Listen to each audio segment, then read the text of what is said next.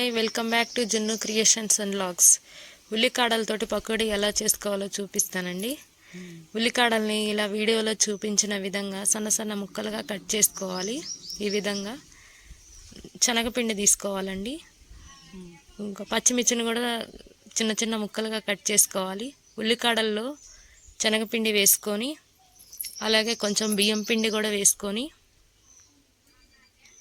కొంచెం సాల్ట్, కొంచెం జీలకర్ర, కొంచెం కరివేపాకు, కొంచెం కారం,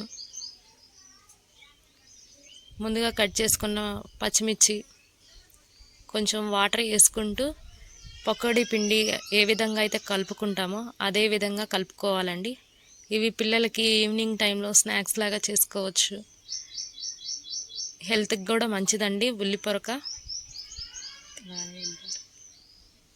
ఇంకా ఈ విధంగా వీడియోలో చూపించిన విధంగా కలుపుకోవాలండి. ఈ విధంగా అండి. డీప్ ఫ్రైకి సరిపడా ఆయిల్ వేసుకొని ప్యాన్ పెట్టుకొని ఆయిల్ వేసుకొని ఆయిల్ వీటైనాక పకోడీ టైప్లో వేసుకోవాలి. చిన్న చిన్నగా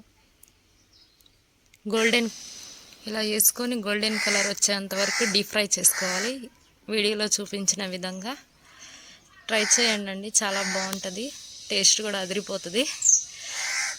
లైక్ చేయండి, కామెంట్ చేయండి అండ్ నా ఛానల్ని సపోర్ట్ చేయండి. సబ్స్క్రైబ్ చేసుకోండి, షేర్ చేయండి మీ ఫ్రెండ్స్కి. చాలా బాగుంటుందండి.